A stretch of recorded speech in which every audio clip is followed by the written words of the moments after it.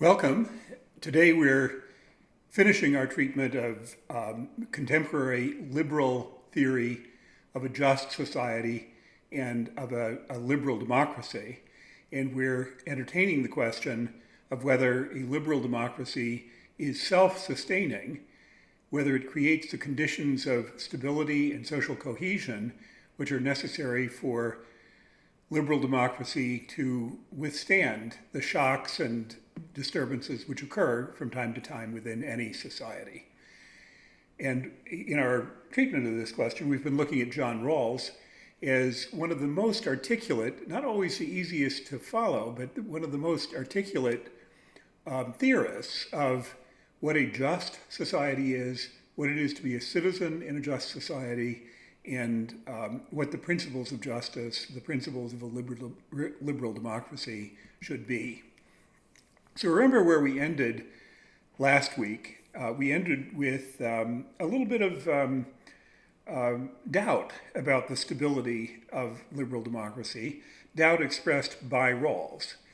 And as I mentioned a week ago, the question of the stability of liberal democracy is really the key question in our course. Can liberal democracy create a sufficient level of social cohesion across, all or virtually all of its population of citizens who are led to actively support and loyally support the persistence of the institutions of liberal democracy? That's what we mean by a stable and self-reinforcing set of social institutions. Or, on the other hand, are the forces which push towards dictatorship or towards illiberal democracy or towards strongman rule.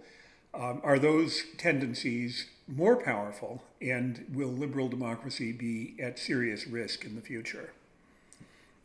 So as you see, this is a question which combines both philosophy and also political sociology, a kind of an ability to reason about the social psychology, the motivations of citizens, and what leads them to act in one way or another. And here is the uncertain view which Rawls expresses early in the book, Justice as Fairness. He says, given the actual comprehensive views existing in society, no matter what their content, there is plainly no guarantee that justice as fairness or any reasonable conception for a democratic regime can gain the support of an overlapping consensus and in that way underwrite the stability of its political institutions. Many doctrines, many conceptions of the good, in other words, are plainly incompatible with the values of democracy. And we've seen quite a few of those conceptions in the past 10 years in this country and other countries. But on the side of expecting or being kind of optimistic about the fate of liberal democracy, here's another quote from Rawls about social unity in a liberal democracy. He writes, towards the end of the book, the social unity of a constitutional regime is seen to rest on such a consensus. We'll talk about what consensus. And this enables us to complete the discussion of stability by giving a brief account of a reasonable moral psychology and of the good of political society, the good of political society. So Rawls thinks there is an argument to be made which should make us somewhat optimistic about the stability and the social cohesion of a just liberal democracy. And that's the thrust of what we're going to kind of go over today. So how does Rawls raise the question of stability? Well, he raises it in terms really of the question of the stability of the principles of justice and the approach which he takes to reasoning about principles of justice within a political conception of a good society. And we've spent some time last week talking about what's the difference between a comprehensive conception of the good and a political conception of the good. So you should bear in mind that there is a distinction. And he has two things to say, which I wanted to quote here. In the last part, we take up the question of the stability of justice as fairness and how its stability connects with the good of a political society well ordered by it. So here we've got several of the key ideas: a well-ordered society, the two principles of justice, justice, fairness, and the idea of a political society. The second quote is also important. In fact, I think it's probably more insightful. The second part of the argument concerns the question of the stability of justice as fairness itself. This is the question whether justice as fairness is able to generate sufficient support for itself. The parties are asked whether people who grow up in a society well ordered by the two principles of justice acquire a sufficiently strong and effective sense of justice so that they normally comply with just arrangements and are not moved to act otherwise, say by social envy or spite, or by a will to dominate or a tendency to submit. So we're asked to entertain the question, do we believe that when a society is well ordered by a good set, a justified set of principles of justice, in particular the two principles which he has put forward, in such a society will children and young adults gain the moral psychology which leads them to be loyal supporters of the fundamental principles of a liberal democracy? That is really the central question. So this second statement about stability is key to our question of whether there are forces today which are undermining the stability of liberal democracy. Because this has to do with the question of socialization and the formation of political and moral attitudes of individual citizens within a just society. And so the question arises, will citizens raised or developed or nurtured or educated, will citizens who grow up within circumstances governed by the principles of justice acquire the motivations needed to sustain the institutions in which the principles of justice are embodied? So the principles of justice exist, young people are introduced to the society regulated by those principles, and the question being posed here, will those young people come to adopt a moral framework, a kind of moral psychology, which is compatible with the ongoing stability of those very same basic institutions? Rawls refers here to what he calls special attitudes, which make this more complicated. He refers to special attitudes like envy or spite. But I suggest that for the purpose of our analysis, we can introduce other special attitudes which are more specific to the kinds of problems that we're currently concerned with. Special attitudes like hatred, fear of others, mistrust, bigotry, racism, sexism. Do ordinary human beings have these motivations? Are these fundamental and kind of unavoidable special attitudes? And if so, do these forms of social psychology undermine the stability of justice? Do they undermine the stability of justice? And why would we think they might undermine the stability of justice? Well, because they provide leverage to parties and to leaders and to demagogues and to populists who seek to exploit the kind of divisions and separations which are implicit in hatred, fear, mistrust of others, bigotry, and racism. So what are these emotions of division, these social emotions of division, what we might call special attitudes, which Rawls might call special attitudes? The emotions of fear, hatred, mistrust of others, racial animosity, and personal superiority are the building blocks of mobilization for social movements based on division and hate. And if we read and think about the ways in which radical nationalist and populist parties try to recruit especially young people into their membership, these are the kinds of appeals which they make to hatred, fear, mistrust of others, and then racial animosities, animosity towards other national groups, and one's own personal superiority.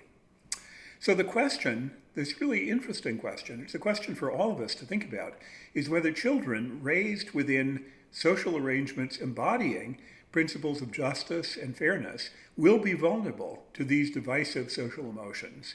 and therefore available for supporting hate-based groups which may eventually come to be politically important or even possibly, as in Nazi Germany, politically dominant. And it's worth reminding ourselves what Rawls believes the values of a liberal society are, what he refers to as an overlapping consensus. What is the overlapping consensus which makes, in his optimistic hope, which makes a liberal democracy stable? What is the content of the political conception of justice which he advocates for a liberal democracy? And here are the values that he mentions, again, in the latter half of the book. Equal political and civil liberties. This corresponds to the liberty principle and the two principles of justice. Secondly, fair equality of opportunity, the idea that social life is a fair system of social cooperation that everyone needs to benefit from. So equality of opportunity is crucial.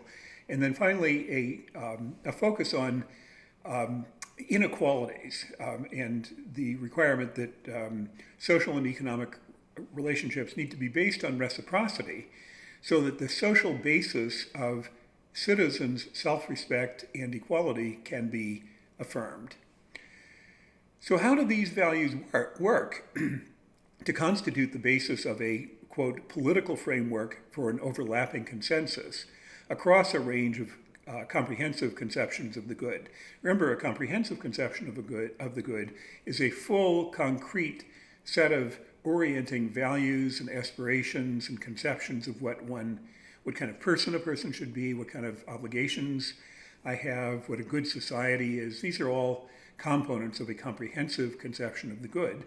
And the main examples that Rawls gives are generally religious examples, so that a Jewish conception of the good, an Islamic conception of the good, a Christian or an atheist conception of the good, these are all comprehensive conceptions of the good, and they're different. They disagree with each other.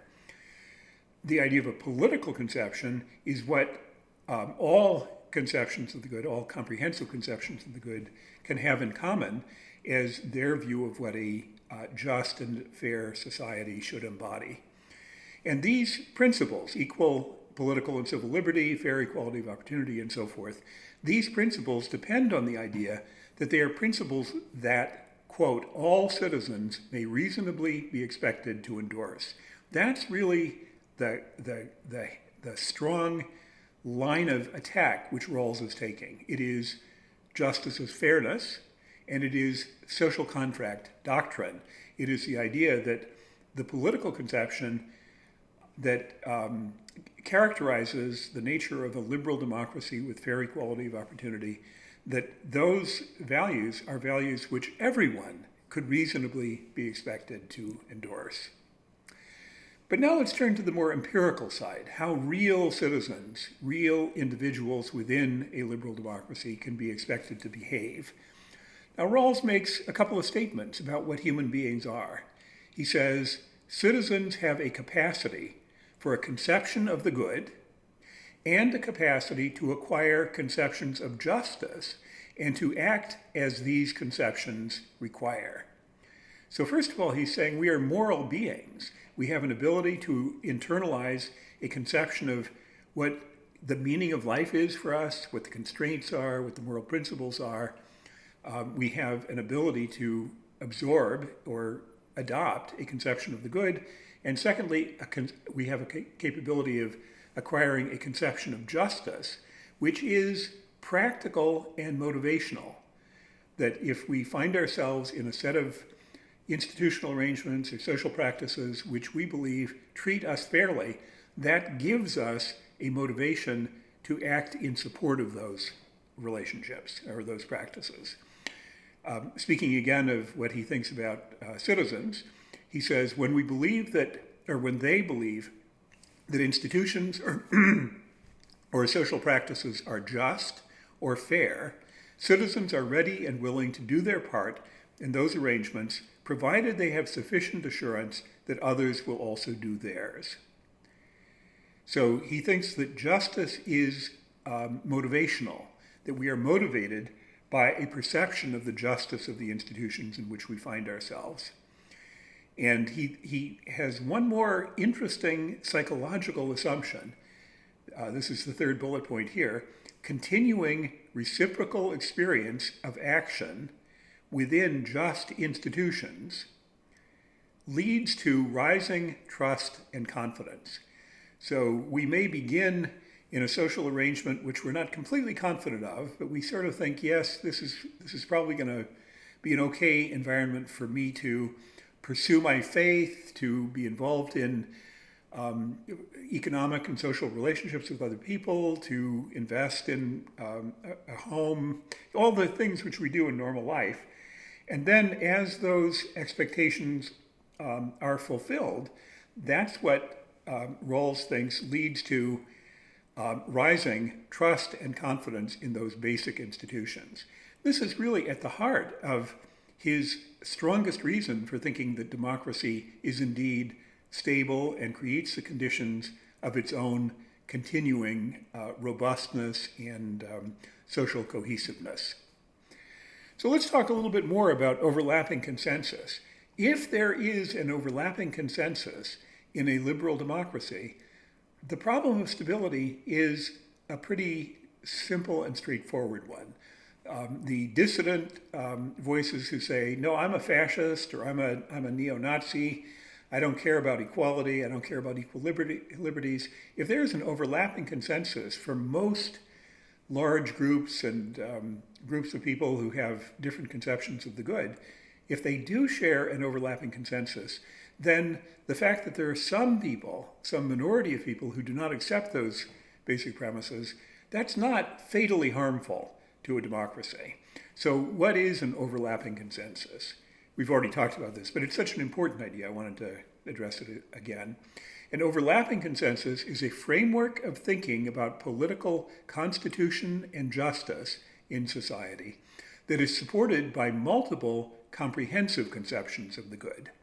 So the overlapping consensus is an idea or a set of ideas about the state which can be shared by atheists, Jewish people, Christian people, Muslim people, Buddhist people, socialist people, conservative people. All of those groups have different conceptions of the good, but an overlapping consensus is a set of ideas which they can have in common. He uses the term, he says that sometimes an overlapping consensus is simply a modus vivendi among competing groups. And he means something kind of specific about that. He means that the idea of treating everyone equally could be just kind of a practical compromise for a period of time while various groups are attempting to get ascendant power over the other. That's what he means by a modus vivendi, a way of living together until one group can gain decisive advantage over the other. This is not, in the long term, what Rawls has in mind with an overlapping consensus. Rather, he has in mind that an overlapping consensus is one in which individuals can actually buy into the values of the political conception based on the values which are associated with their comprehensive conceptions of the good.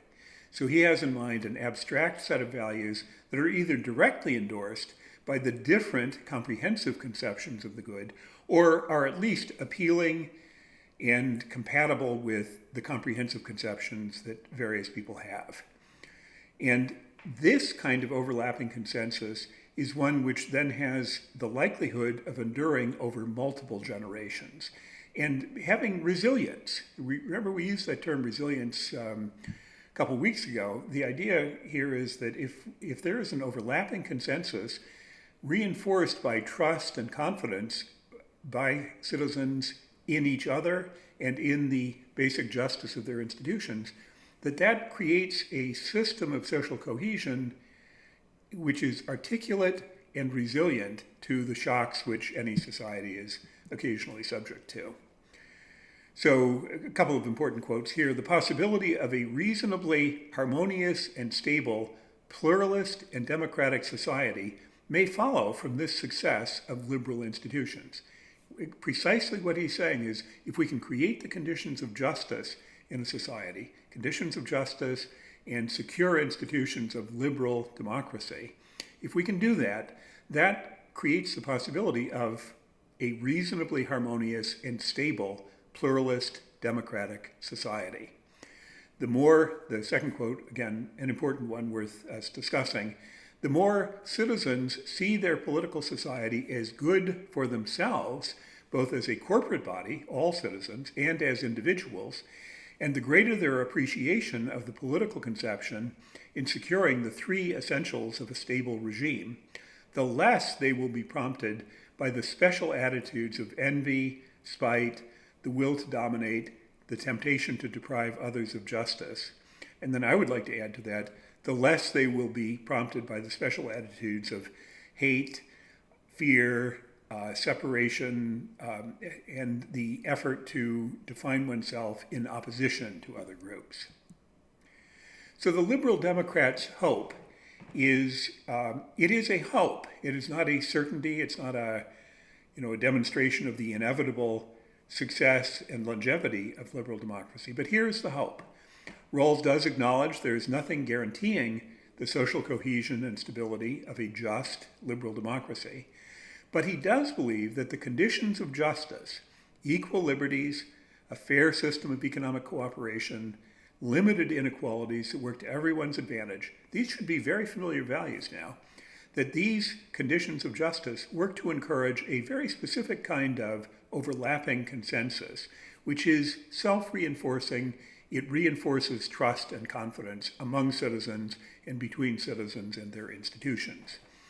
Rawls believes that these social arrangements will be respected and adhered to because they are seen to be good for each individual and good for society.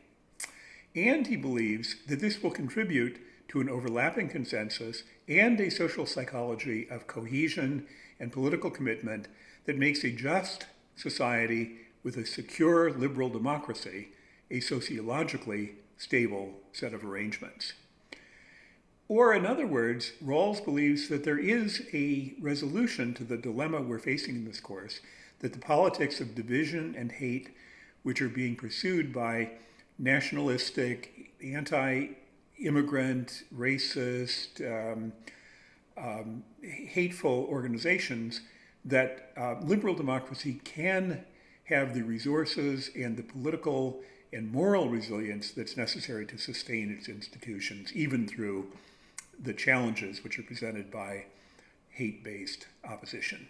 That's the premise that we're pursuing now for the next month or so, where we will look at what populism is, what nationalistic populism is, how racism and the politics of hate are capable of generating very powerful political movements. We're going to look at that kind of political sociology, political psychology, and then we're going to look back to this conception of liberal democracy to ask the question, is Rawls right?